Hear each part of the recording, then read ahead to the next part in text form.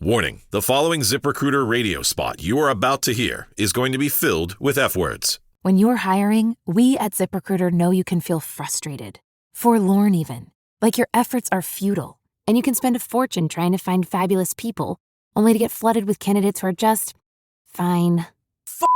Fortunately, ZipRecruiter figured out how to fix all that. And right now, you can try ZipRecruiter for free at ZipRecruiter.com/zip. With ZipRecruiter, you can forget your frustrations because we find the right people for your roles fast, which is our absolute favorite F word. In fact, 4 out of 5 employers who post on ZipRecruiter get a quality candidate within the first day. Fantastic! So, whether you need to hire 4, 40, or 400 people, get ready to meet first-rate talent. Just go to ZipRecruiter.com/zip to try ZipRecruiter for free. Don't forget, that's ZipRecruiter.com/zip. Finally, that's ZipRecruiter.com/zip. Shopify is a global commerce platform that helps you sell at every stage of your business and sell more with less effort thanks to the Shopify Magic, your AI-powered all-star. Sign up for a $1 per month trial period at shopify.com/redcircle, all lowercase. Go to shopify.com/redcircle now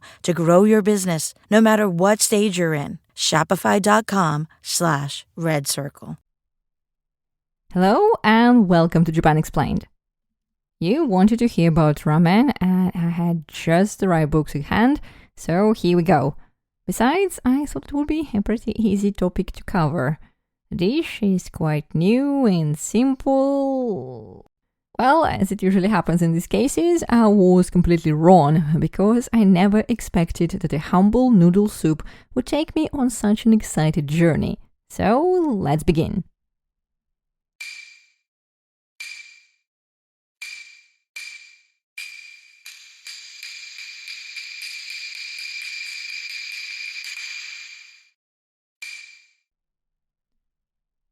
Ramen, like curry rice, is firmly established in a category of kokuminshoku, the national food of Japan. But while curry is often prepared at home, ramen remains a restaurant dish. That is, if you can call the places that serve it by that name. A rough estimate is that there are more than 80,000 eateries serving ramen in the country, of which only 26,000 are specialized ramen shops. The Japanese consume 800 billion yen worth of ramen every year, and that's not counting another 5 billion packets of instant noodles, which are apparently not treated as the same product. The origins of this omnipresent dish seems very clear. The roots of ramen must be found in China. There, in Lanzhou, you can even find noodles with a similar name, la mian. Long, hand-stretched, elastic, just like ramen. These noodles were invented during the Song period, somewhere between the late 10th and 13th centuries, which corresponds to the late Heian and Kamakura periods in Japan. The Japanese of the time would have probably found chewy noodles rather unappetizing. Moreover, their contact with the continent was limited, so ramen wasn't something they would try for a while. And when they finally tried, was it ramen? We can't really be sure. The first theory of ramen's origin dates back to 1987, when food historian Kosuge Keiko published Japan's first book on the history of ramen. It traces the birth of the dish back to July 1665, and even identifies the person who first tasted it as the influential daimyo of Mito-han and relative of the shoguns, Tokugawa Mitsukuni. This version is based on a true story of the Chinese scholar Zhu Jiyu, known in Japan as Shu Shunsui, who served and taught at Mitsukuni's residence. Shunsui came to Japan after fleeing political repression in his native China, and in 1664 Tokugawa Mitsukuni offered the scholar a teaching position. About a year later, after learning that Mitsukuni was a huge fan of udon wheat noodles that were already popular in Japan at the time, Shunsui recommended several ingredients that were often used to make noodle soup in China. The exact recipe for the dish does not appear in the records, and why would it honestly? It's unlikely that the Japanese daimyo and the Chinese scholar personally prepared it. All that is known is that the Chinese dish tastes very much like udon, Nevertheless, scientists have tried to recreate the first ramen by cooking a broth of salted ham seasoned with shiitake mushrooms, leeks, garlic, and shallots, and garnished with pine nuts and goji berries. The link between the popular folk dish and the popular character Mitsukuni, better known as Mitokomon and as the main character in the TV series of the same name, was just a ready-made advertisement campaign. The story of Mitsukuni and ramen was further popularized by the Ramen Museum in Shin-Yokohama, which opened in 1994. And in 2003, Nissin Food Corporation, the world's largest maker of instant noodles, launched a limited-time Yushin brand of instant ramen, packaged in a bowl with the crest of the Tokugawa clan and adorned with a touching story of friendship between Mitsukuni and Zhu. The ingredients included Chinese onion, garlic, ginger, and green onion. But no matter how good the story was, Mitsukuni's private kitchen was inaccessible to the general public, and so the recipe for the first ramen never made it beyond its walls. According to another theory, the predecessor of ramen appeared in Japan 200 years later, during the Meiji era, when the country opened up to the world and foreigners poured into the trading ports of Yokohama, Kobe, Nagasaki, and Hakodate. Of course, there were also plenty of Chinese among them, and with the consular protection of the Japan-Queen Friendship Agreement of 1861, they were no longer dependent on European employees and began to operate independently. With them, the Chinese workers and merchants brought their national cuisine. In the 1880s, Chinese restaurants began to appear in the port cities, and their visitors were served noodles. According to contemporary descriptions, the ancestor of ramen was just a clear soup made with salted chicken broth and green onions. The Japanese named noodle soup Nankin Soba after the Chinese capital of Nankin.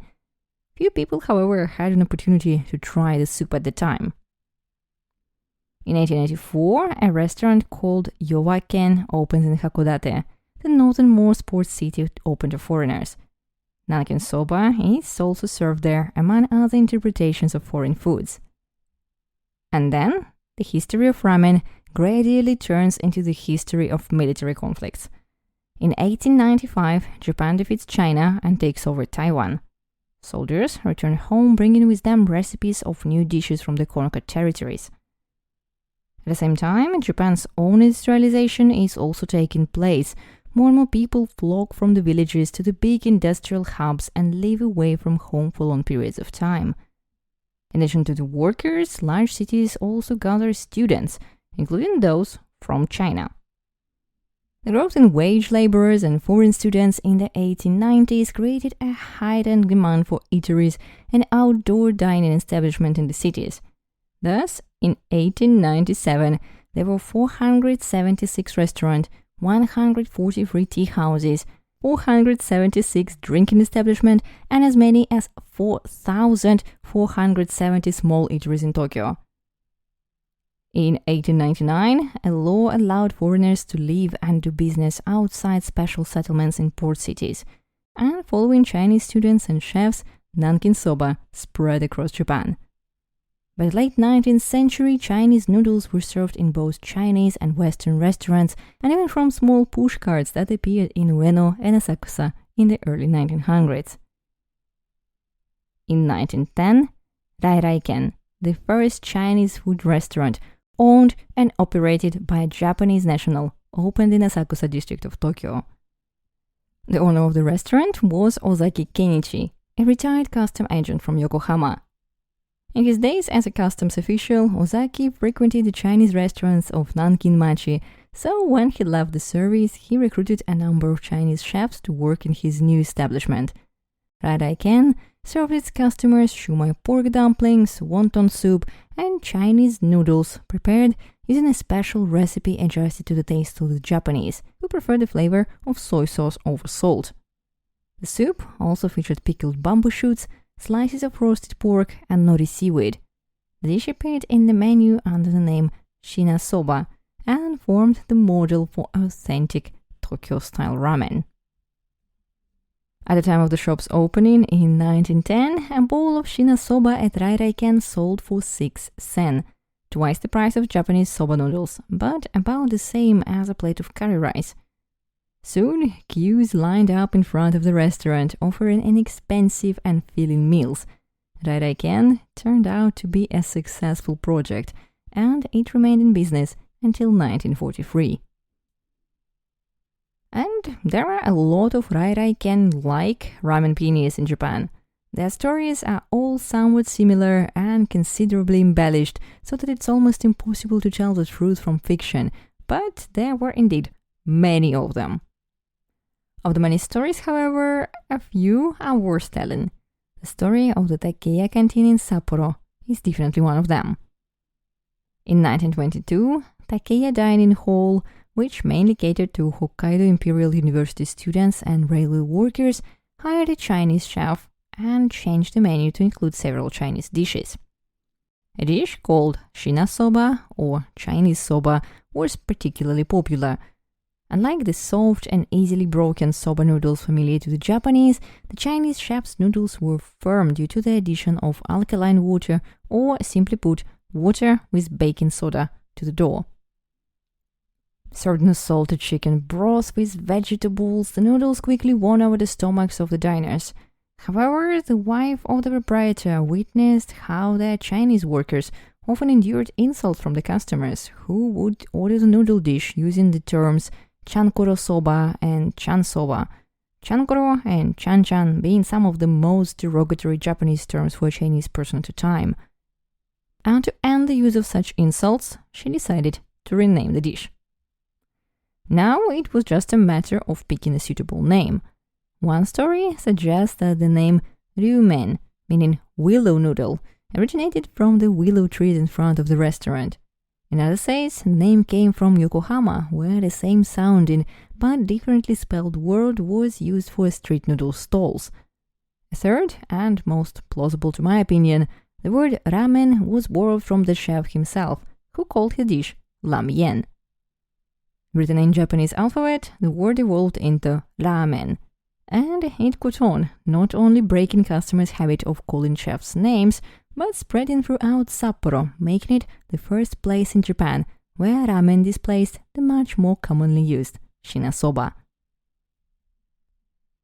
Meanwhile, in other big cities, the owners of small noodle carts would emerge in the evenings, shouting, "Shina soba! Shina soba!" They would gather a mixed crowd, ranging from hungry students, rickshaws, and factory workers to carefree partygoers or tourists from the countryside who sought to experience the flavors of the big city at low cost. Thus, in the 1920s, shina soba became both a food of the working class and an integral part of the nightlife. It is even said that in Asakusa district, the entertainment center of Tokyo, the air reeked of Chinese noodles. Against the backdrop of Japan's troubled relationship with China, shina soba was associated with something inappropriate, even indecent, but this was the very basis for its popularity among nightlife revelers and rebellious teenagers. The speed of the service also added to the appeal of the dish among the ever-hurried citizens. Soup and sauce for the noodles were prepared in advance for the whole day, and once an order was placed, the customer only had to wait a few minutes for the soup to heat and the noodles to boil. So, in the 1920s, shina soba, nankin soba, ramen, and other Chinese noodle variations firmly took their place in the fast-changing life of an industrial city. After all, what could better reflect it than a fast food dish filled with salt, animal fat, and factory-made wheat products? Indeed, nothing. And Ozu Yasujiro's 1936 film Hitori Musuko, The Only Son, shows us precisely this. The movie tells the story of a widow who tries to reunite with her only son who had moved to the city in search of work. After not seeing him for 13 years, she decides to travel to Tokyo to visit him. The son tries to show his mother city life, and in one episode offered her a little treat he can afford, a bowl of Chinese noodles from a street vendor's stall. The provincial woman is completely unfamiliar with this dish, and the son even has to persuade her to try it. Very simple, but very illustrative scene. In 1937, the Second Sino-Japanese War begins. In December of the same year, Japanese troops take Nanking, and the following year, a chef named Miyamoto Tokyo opens a Chinese noodle stall in the small town of Kurume in Kyushu. Miyamoto's main customers were students and soldiers, and the shop was given the name Nankin Senryo, a phrase that sounds very similar to the occupation of Nankin. This episode is important to us not because it shows the popular mood of the time. It just so happens that the same Miyamoto Tokyo came up with a recipe for tonkotsu, a strong pork bone soup that spread all over Kyushu and became one of the most popular types of modern ramen. But the days of noodle pushcarts were numbered. Japan's economy was mobilizing for the war effort, and gradually more and more foods and other daily necessities were withdrawn from the market and distributed through a system of government food rationing. First implemented under the National General Mobilization Law of 1938, by 1942 the state had established a rigid system of rationing, especially for strategically important rice, flour, eggs, fish, vegetable oil and sugar. At the same time, the sales of ready-made foods were first restricted and then completely banned, and shinasoba became a thing of the past. Fast forward a couple of years, and on 15th of August 1945, Japan surrendered. The country was exhausted and devastated by the war. From the propaganda of the war years, the Japanese learned that they should eat rice, but there was no rice. Noodles became a socially acceptable alternative. At the beginning, though, there was not much of them either, although soon the US began to supply Japan with colossal quantities of wheat. However, the occupation headquarters decided to extend the ban on the sale of cooked food, and stalls with Chinese noodles settled on the black markets. The noodles were now referred to by a different name, chuka soba, although the old names were still in use. The police would occasionally crack down on the shopkeepers, but they would not go after any of the big suppliers, and everything went on as before. Hunger times in Japan would last until 1947, and during that time chuka soba, okonomiyaki cabbage flatbreads, yakisoba fried noodles, and other black market dishes made from American wheat would gain the status of stamina foods. In 1950, restrictions on the sale of ready-made food were finally lifted, and 2 years later, the occupation would come to an end. In Ozuya Sojiro's film Ochazuke no Aji, released at the last year of the occupation, the already familiar noodles would be referred to as ramen for the first time in the history of Japanese cinema. Along with the economic growth of the 50s, Japan seemed to repeat the history of the similarly booming 20s. Ramen once again became the food of students and blue-collar workers and the night snack of cinema-goers as well as visitors to clubs, bars and pachinko arcades.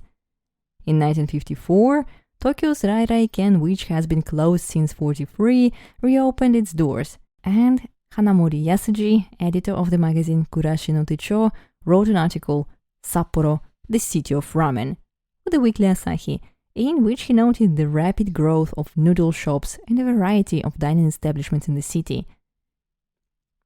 In 1958, Hankyu department store in Osaka introduced its customers to a new product, chicken ramen. For just 35 yen, about the same price as the bowl of ramen served in a Chinese restaurant, they could purchase a pack of instant noodles, which, according to the manufacturer, by adding boiling water in just 2 minutes, turned into a nutritious and satisfying hot lunch.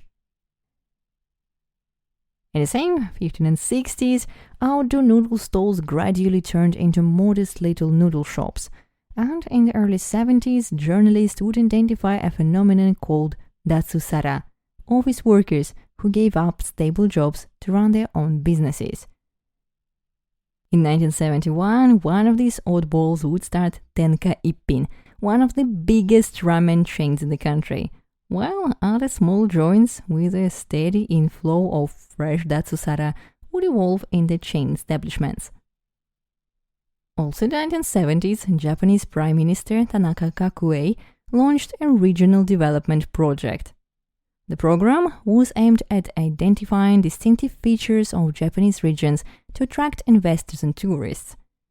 Local business association, with the support of national TV, would try their best to interest visitors from the capital in local festivals, crafts and attractions, or cuisine, the unique local ramen, for example. Japan thus initiates a tourist boom, and with it, the first ramen tourists emerge. With them come success stories such as that of a small town of Kitakata, which is still firmly associated with its unique ramen and earns a good income from it. And in the 80s, the Japanese seem to completely lose their heads over ramen. Young people who grew up in the cities without experiencing the hardship of the post-war period will turn into customers of ramen shops. The new generation doesn't just want a hearty meal, it wants something tasty, trendy, and unusual. Out of the many noodle shops, they're attracted to those where the chefs take their craft seriously. The consumption of ramen becomes an entertainment in itself. A new wave of ramen tourists is willing to spend an entire day driving to a particularly famous restaurant.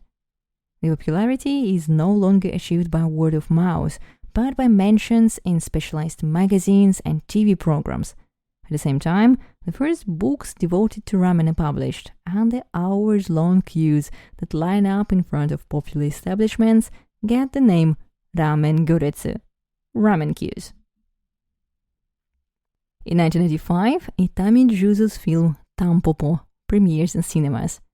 And unlike Ozu Yasujiro's works, where ramen is just a way of emphasizing the poverty or rustic nature of the characters or the setting, in Tampopo, it becomes the main character. The comedy shows us how Japanese attitudes towards ramen and food in general have changed. Canteens and restaurants are no longer used merely to fill one's stomach. They are there to entertain, and chefs try to express their thoughts and feelings with the food they serve and do their best to dazzle the public. By the 1990s, ramen had finally conquered Japan. Celebrity chefs moved from one TV channel to another and wrote books about their ramen philosophies, while an entire ramen museum was built in Yokohama. The museum, which opened its doors in 1994, not only introduced guests to the history and varieties of ramen, but also included a mini theme park, immersing visitors in the atmosphere of Tokyo in 1958, where the evening streets were lined with ramen shops from prominent chefs of today. Then, in 1996, ramen would change again with the advent of the internet. Customers began putting images of ramen on the internet. Before that, a ramen maker could visit different ramen shops and just steal their techniques. After 1996, you could see if one ramen shop was a copy of another. Ramen shops had to start developing original styles. Since 1996, the number of types of ramen has doubled. The difference before and after 1996 is like BC and AD, says ramen expert Osaki Hiroshi. But most importantly, in the 90s, ramen becomes truly Japanese. Red and white signs and white chefs' uniforms, which were a tribute to the dish's distant Chinese roots, are becoming a thing of the past, replaced by black and purple signs with handwritten calligraphy and uniforms referring to porters and Buddhist monks. In the 21st century, ramen has become a true symbol of Japanese culture abroad. In 2005, astronaut Soichi Noguchi even ate specially prepared space ramen aboard the Space Shuttle Discovery. And 2 years later, American Ivan Orkin will open Ivan Ramen Restaurant in Tokyo. Today, Japanese and foreign tourists continue to travel around the country, sampling regional and other unusual ramen varieties. The annual Tokyo Ramen Show attracts 400,000 noodle soup lovers each year, and Hiroshi Osaki continues to eat 700 to 800 bowls of ramen a year, now as a director of the Japanese Ramen Association. Of course, with such popularity, ramen has acquired an endless list of variations. But the components of the dish remain more or less the same. So let me tell you about them, and then you can decide which ramen types you prefer. Let's start with the broth. For if in China it is mostly noodles, in Japan the most attention is paid to the soup that takes many hours to boil and contains the most expensive ingredients. All the numerous soups are roughly divided in just two types, clear broth and tonkotsu soup. The clear soup can be made of chicken, meat, fish, seafood, vegetables, or a mixture of all of the above in various proportions. Some ramen chefs separately prepare two soups and mix them in the bowl right before serving to achieve the greatest depth of flavor. Regional differences also come into play. In Tokyo, for instance, chicken broth is seen as a staple. In the north, people like fish, while in the south island of Kyushu, pork is king. It was also there, on Kyushu, that the second kind of soup, tonkotsu, was born. It is made from pork bones cooked for many hours. During the cooking process, the collagen they contain is destroyed, giving the soup its milky color. The next component of ramen is a flavored sauce called tare. It is also used to determine the type of ramen. Tonkotsu soup has a rich flavor of its own and does not need tare. As for clear soups, you can choose from three types: salt-based tare, which will make shio ramen, miso-based for miso ramen, and soy sauce-based tare will result in shoyu ramen. You can of course do without adding anything, but this is a very rare case, and the recipe for the signature tare is protected by the chef as much as the recipe for the original soup. As for the famous springy ramen noodles, they follow the soup and tare. Therefore, they can be thin or thick, flat or round, straight or curly, as long as they match a certain type of the dish. And just in case, udon, soba, harusama noodles or pasta cannot be called ramen, even if they are served in the same broth and tare. Unlike soup or tare, the composition of ramen noodles is not a secret. They consist of flour, water, salt, and alkaline water, or kansui, which at home can be easily replaced with baking soda. Admittedly, the secret of yummy noodles lies in proportions, and every chef has his or her own favorite ratio. Sometimes egg is also added to the dough, but there are also chefs who think it only spoils everything. If you take ramen noodle out of the soup and squeeze it, broth will appear on the surface. But if you cut the noodle, you'll see that while the broth rich outside is almost translucent, its core is still hard and chewy, preventing the noodle from getting soft. Before serving, a small scoop of tare is poured into a deep bowl, followed by the broth, in which the noodles, cooked separately and shaken well to remove the water, are placed. And at the top of that come numerous toppings.